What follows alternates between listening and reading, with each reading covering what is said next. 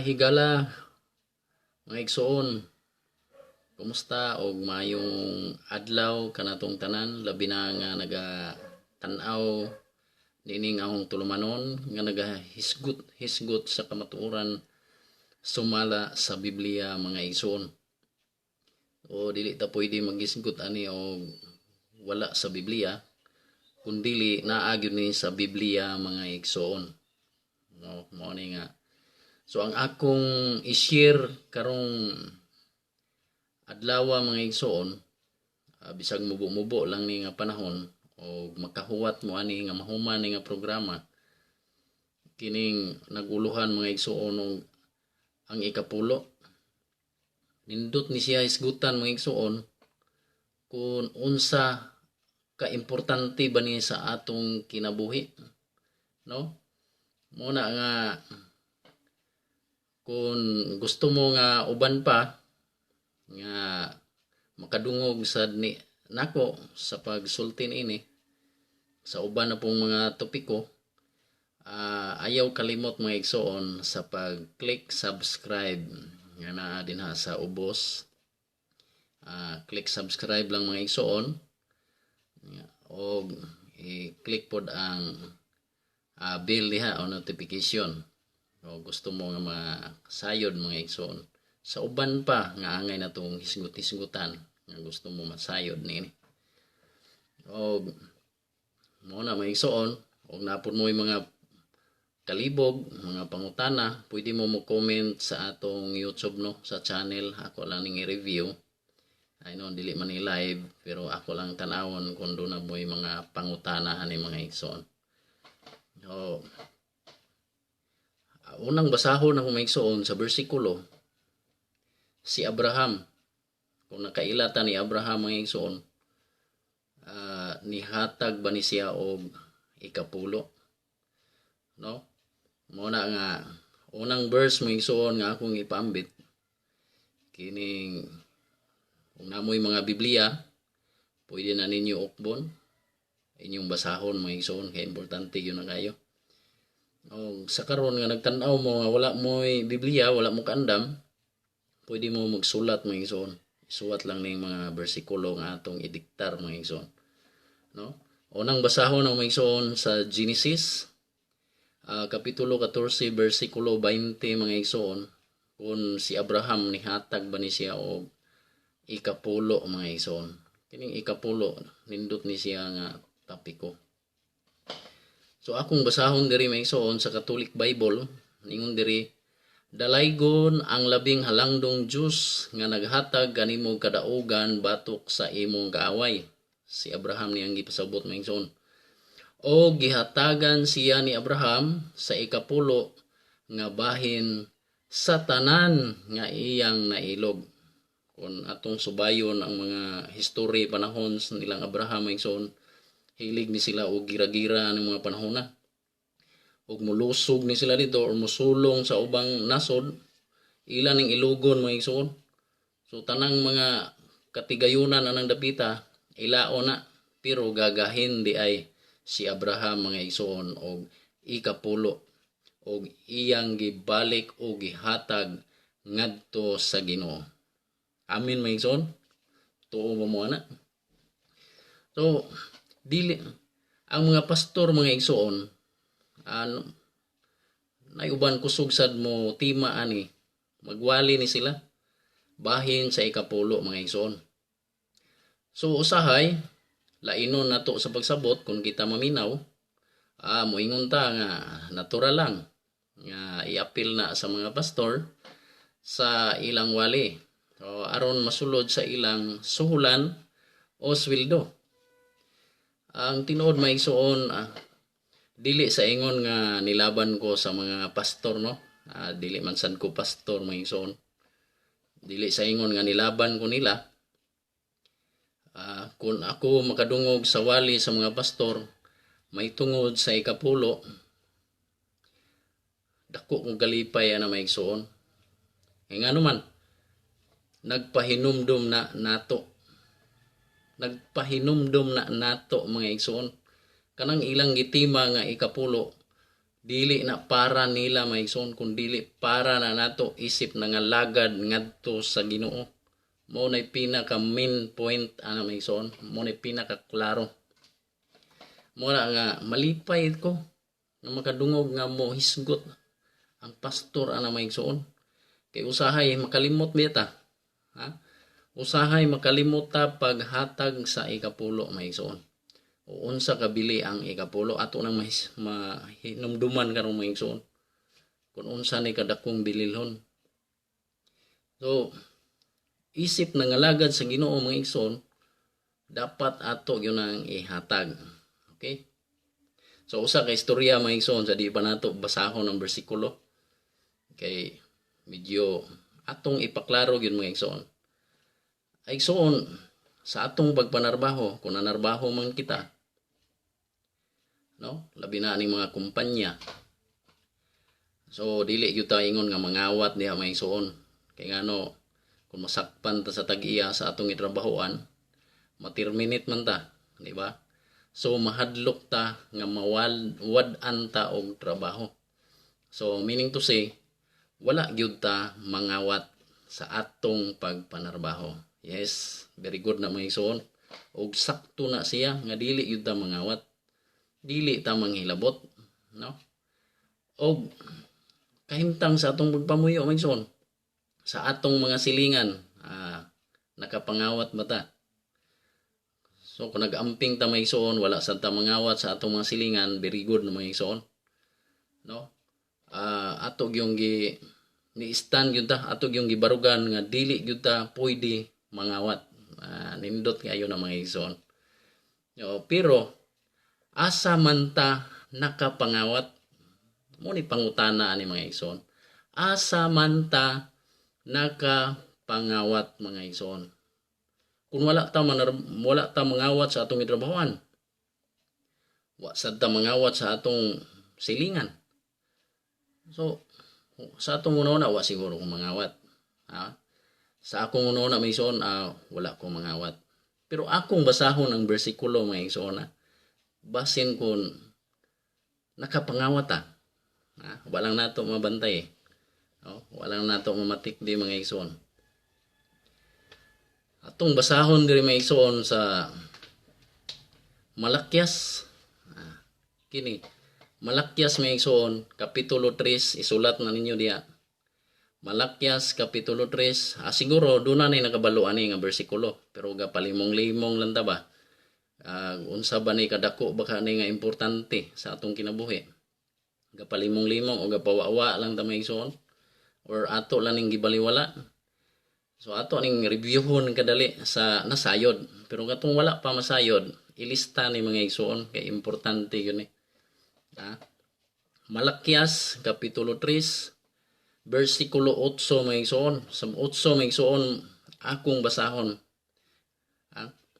Ingon diri, mangutana ako, matarong ba sa usa ka tawo ang pagtikas sa Dios? Tikas Dili, apan gitikasan ako ninyo, ningon ang Dios. Sa unsang paagi, sa mga ikapulo og mga halad. Klaro kayo mga igsoon? Ikapulo og halad. So, angay na nato timbang-timbangon mga igsoon. Kung wala ta manikas sa atong gitrabahoan, wala sa ta manikas sa atong silingan, sa Ginoo di ay nakapanikas ta. Sa unsang paagi? Sa ikapulo mga igsoon. Muna giingon din na. So, atong i-continue ang bersikulo mga igsoon. Sa 9, bersikulo 9. Gitunglo kamong tanan kay ang tibuok nasod na nagmikas kanako. So tinunglo dayta mga igsoon kung dili nato ni ihatag ngadto sa Ginoo. Tibuok nasod, giingon diri tibuok nasod, walay exempted mga igsoon. Basta dili nato ihatag ang ikapulo, dili nato iuli ngadto sa Ginoo mga igsoon. Kung sa may buhaton na to, aron malikay ta sa tumlo. Versikulo 10 mga igsoon atong ipadayon. Dad-a ang tibuok nga ikapulo ngadto sa templo aron adunay pagkaon didto. Muna tuldok mga igsoon. Dad-a ang tibuok sa ato pabuong buo mga igsoon. Ayaw na kuha-kuhai. For example, natay income mga igsoon sa isa ka bulan, labing minus 2,000. So, mugahin ta ana og 200 mga igsoon, 200. Maunay gitawag og ikapulo nga angay ibalik ngadto sa Ginoo, ihatag. Wala pay labot ang halad ana mga igsoon. Depende na ng halad kung pilay imong ihatag. Mohatag ba karon og piso? So 201 imong ihatag mga igsoon. 200 ang ikapulo og piso ang imong halad, imo nang ihatag didto mga igsoon. Pero kanang halad wala na ingon gadepende na may igsoon sa imong kabubuton. Pero wala na mo ingon nga di pug ka mohalad. Kay niingon man didto nanikas ta, wala na to gihatag ang ikapulo og halad. Lahi ang halad. Ang ikapulo may igsoon, lahi na siya. Iuli yun na nato, meaning dili na ato. Iuli kay dili na ato, pero kanang halad mga igsoon hatag nato na. So meaning ato nang ihatag. Gadipindi na kung pilay atong ihatag. Mao nay klaro ana mga igsoon. So ipadayon ako sa versikulo 10. Sulayi ako og makita ninyo nga ablihan ko ang mga bintana sa langit og ibubo ko kaninyo sa madagayaon gayod ang mga panalangin mga igsoon. Mauday nay katumbas or maunay ihatag sa Ginoo nato kun kita magauli sa iyang ikapulo mga igsoon. Dalaygon ang Ginoo mga igsoon. Muna inyong sulayin ninyo ako.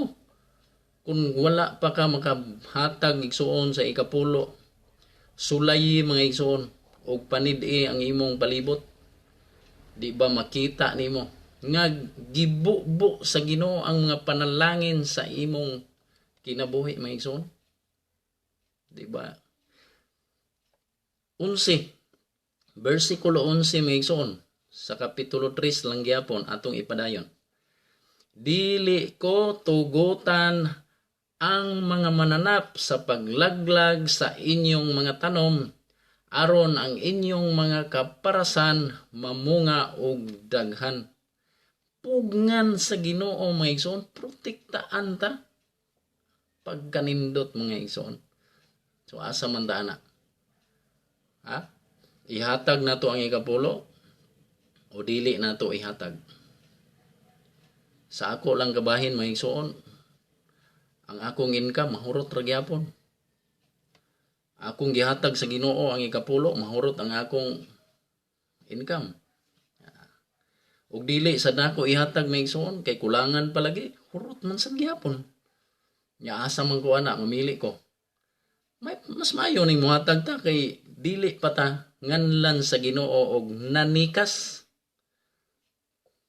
So wala ta manikas sa trabahoan o mangawat. Wala ta manikas sa atong mga silingan, sa atong gipuy-an. Pero ang Dios nga mao'y tag-iya sa tanan, atong gitikasan mga igsoon, mga higala. So, angay na nato timbang-timbangon mga igsoon. Ang kayamanan aning kalibutan mahurot ra, lumalabay ra po. Pero ang pagpanikas ngadto sa Ginoo naa na nagpabilin. Basta dili nato iuli ang iyang bahin mga igsoon. Diba? So mauna siya sa malakyas mga igsoon. So nganong ato man yung iuli? Tungod kay iya ng bahin mga igsoon. So another versikulo mga igsoon na atong basahon diri sa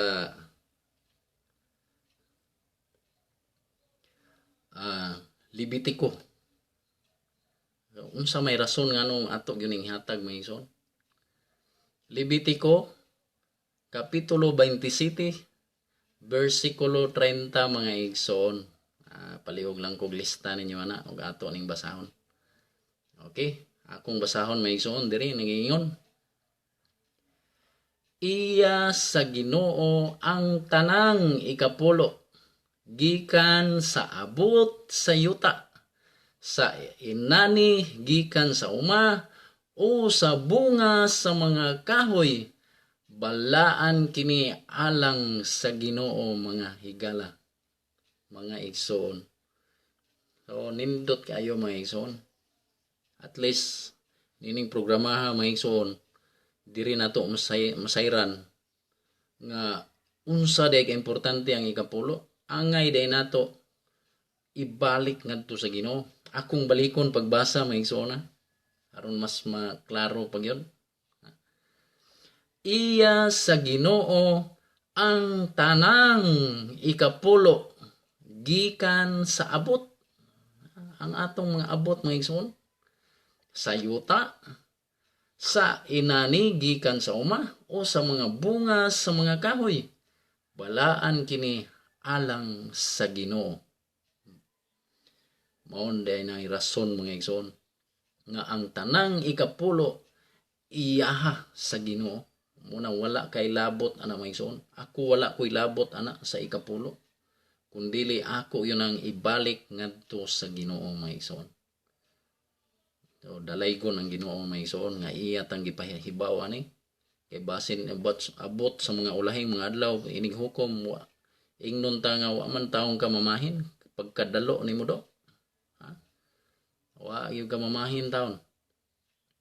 So muna siya. So i-continue na to kadali sa 31 mga igsoon sa Levitico gyapon. Kung may buot mulukat sa bisan unsang ikapulo niya, mudugang siya pagbayad sa ikalimang bahin sa bili niini. Ing ana di ay ni kabililhon mga igsoon. Kung atong baylo-bayloon o atong lukaton ang ikapulo mga igsoon kay mao lagi wa natay ato man giplanuhan kun ikapulo nga inigsimba na to adto na to ni hatag. Pero kay layo pa man ang adlaw sa tigsimba, adlaw ang ipapahulay mga igsoon. Muna nga ato sang baylo kadali. So unsa man day katumbas ana mga igsoon kung atong baylo-bayloon. Kung for example 200 mga igsoon ang imong halad nga ikapulo o ikapulo nimo, gibaylo nimo. So mudugang ka og ikalima. So mura ni siya og 5% o 50%. Depende na nimo mga igsoon. Basta kay ing ana nagkabililhon ang ikapulo, labi na kung atong baylo-bayloon. So muna nga dili di ay maayo ang mga igsoon o mga higala.